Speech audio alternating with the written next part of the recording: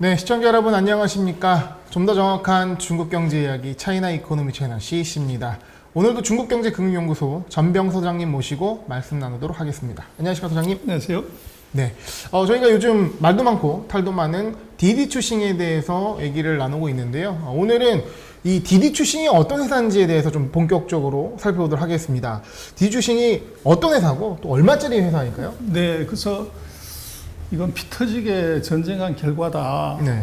그래서 지난 시간에 잠깐 얘기를 드렸지만 2012년에 8년 전에 이제 만든 회사인데 그때 이제 양대 산맥이 있었죠. 이제 화이디하고 이제 디디하고 두 놈이 있었는데 한 놈은 탄센트가 스폰했고 네. 한 놈은 또 아리바바가 절대 가만히 있지 않죠. 그래서 그런 경우가 되게 많잖아요. 그럼요. 거의 다 이제 그렇게 스폰을 했는데 그러다 보니까 서로 피만 흘리고 돈이 안 되는 거죠. 네. 과다 경쟁을 했고. 그렇습니다. 그래서 이제 메이투안처럼 둘이 좀 합의를 본 겁니다.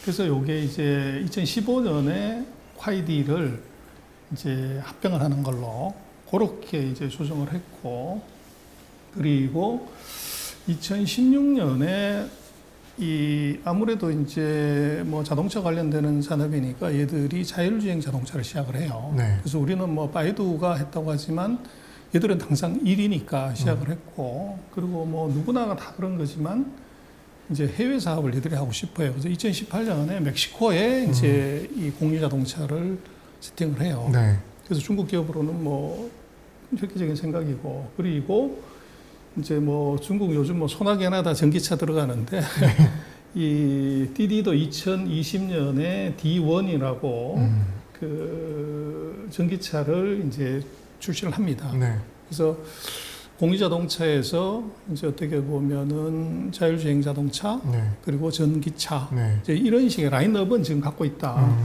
그렇게 볼 수가 있고, 그래서 뭐 하고 있는 게 IPO 자료에 지금 나오는 겁니다만은 공유 자동차는 물론이고 자동차 서비스도 해줍니다. 그래서 AS를 하거나 뭐 수리하거나 이런 예. 사업도 있고, 그다음에 전기차.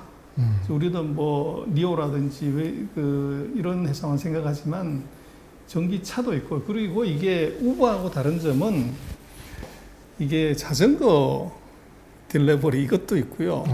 그다음에 이제 화물을 그 배송하는 네. 딜레버리 서비스, 뭐 이제 커뮤니티에서 아파트 단지에서 단체로 공동 구매하는 것 해주는 것, 뭐 이런 것도 하고 있고, 그리고 금융 서비스도 합니다.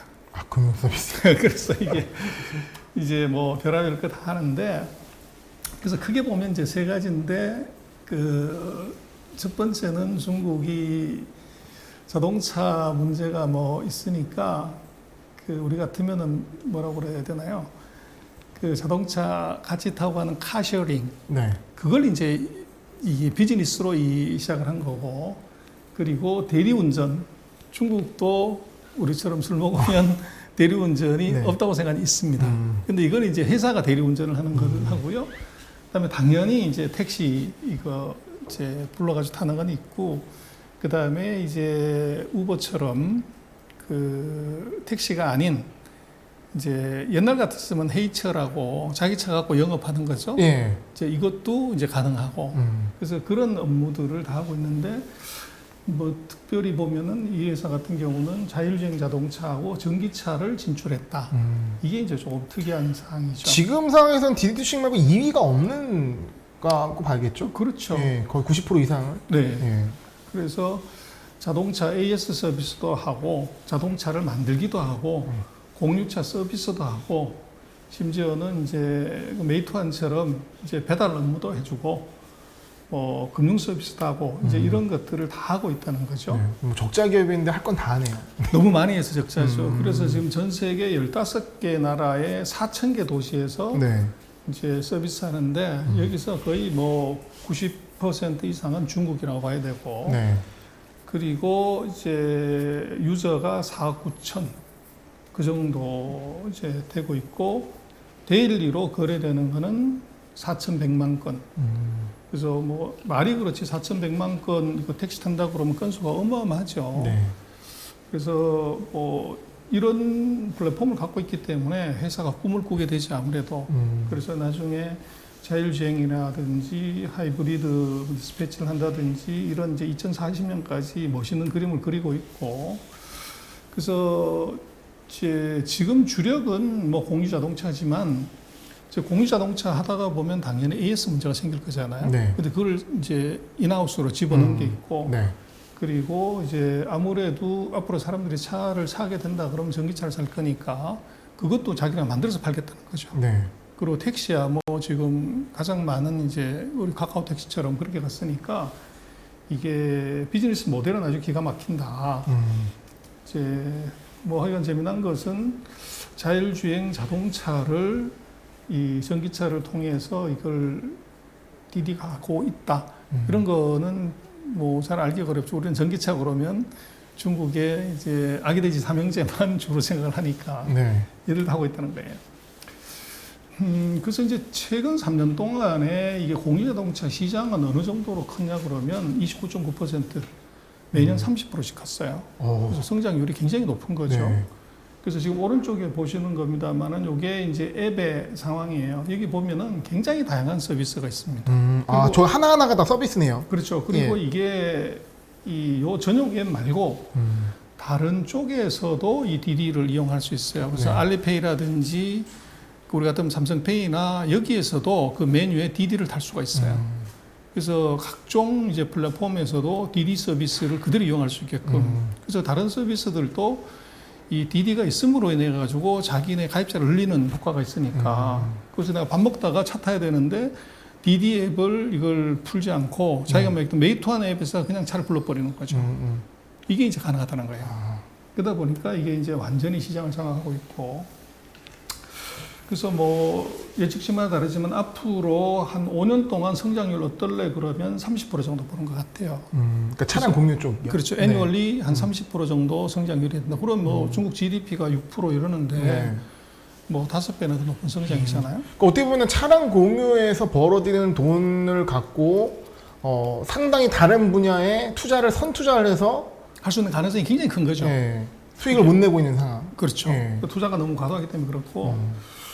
그리고 이제 점유율 보면은 작년 10월달 데이터로 보면 그 88%, 90% 먹고 있어요. 그래서 뭐 타의 추정을 불허하는 거죠. 네. 물론 이제 다른 이제 전통적인 차들이 이런 이제 공유차 서비스를 하기는 해요. 하는데 뭐 게임이 안 되는 완전히. 말 그대로 게임이 안 되는 상황입니다.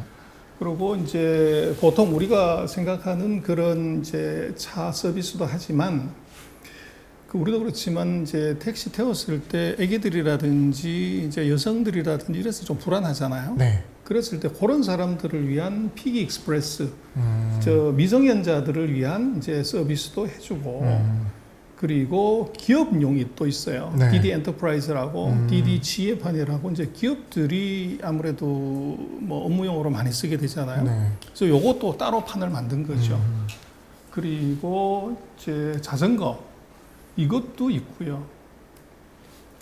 그리고 디디 파이낸스 금융 서비스도 합니다. 그래서 뭐 여러 가지 이런 이제 대리 운전, 뭐 대리 화물 운송, 뭐 이런 것들의 서비스를 그래서 공유 자동차에서부터 딜레버리 금융까지를 다 해버리는 이제 그런 라인업이 되고 있다는 거고. 그러니까 언뜻 봤을 때 진짜 사업 포트폴리오 굉장히 좋네요. 다 하고 있는 거죠. 네. 그래서 그러니 이제 아까 말씀드린 것처럼 이 22번의 펀딩이 가능했고 네. 거기에 들어온 놈이 자동차 회사부터 시작해가지고 타마세까지 국가 펀드까지 다 들어오는 이유가 그림 너무 좋았다. 네. 이제 그런 게 있고 그리고 또 미래 그림 전기차까지 같이 하니까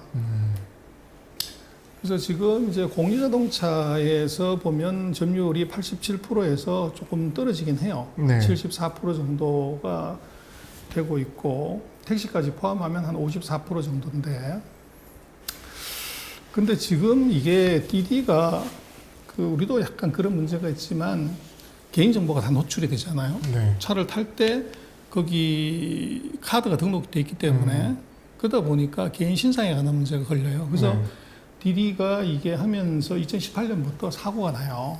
그래서 뭐 예를 들어서 운전기사가 조금 이제 나쁜 생각을 갖고서 승객을 해하거나 또는 뭐 이제 성폭행을 하거나 네. 이런 사건들이 벌어진 거죠. 그래서 이게 이제 안전 문제가 걸려요. 네. 그래서 그게 이 어떻게 보면은 개인의 안전 문제도 있고 그리고 사회 문제로도 될 수가 있고 그리고 거기에 이제 데이터베이스가 엄청나게 쌓이니까 네.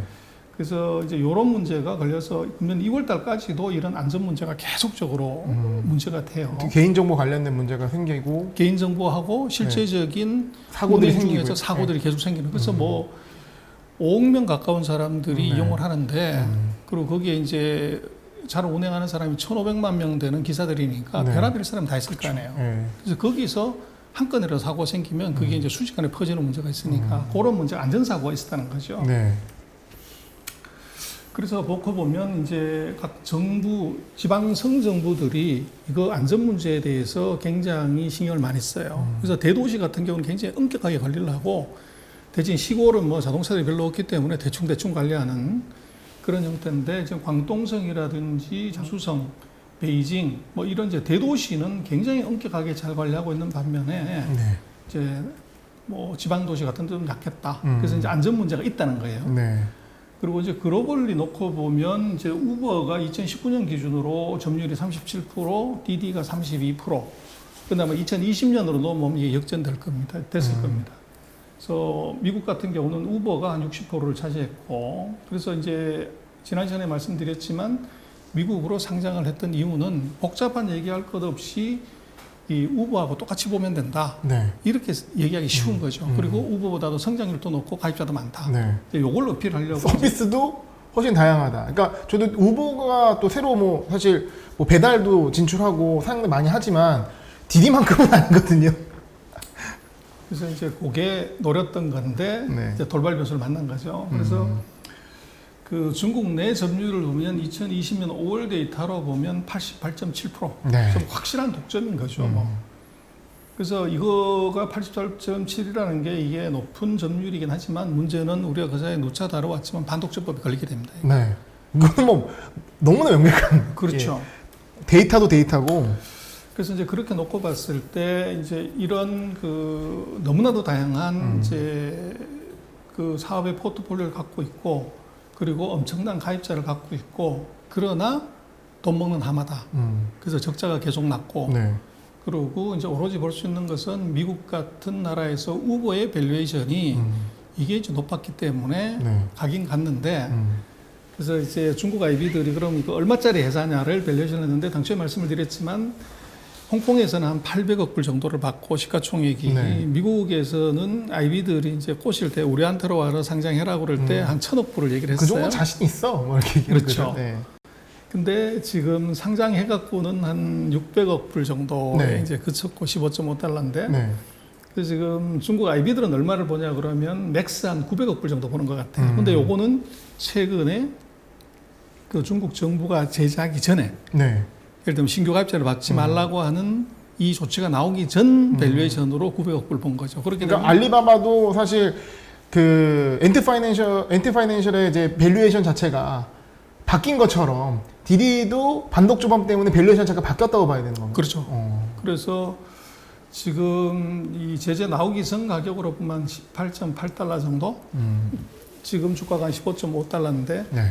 그 정도 가격 정도를 본다는 거죠. 그래서 이제 시가총액으로 보면 우버가 6월 29일 기준으로 57달러를 보면은 950억 불 정도 돼요. 네. 그래서 리프트가 한 190만 그래서 우버 정도로 본 거죠. 네. 밸류에이션을. 근데 지금 이제 이런 제재가 들어와 있고 또 아까 보셨습니다만은 88.7%면 이건 명백한 반독점법의 대상이 돼요. 네. 그래서 그 두 가지를 같이 감안을 해야 되니까 프라이싱은 훨씬 더 떨어질 수밖에 없는 그런 구조라고 볼 수 있죠.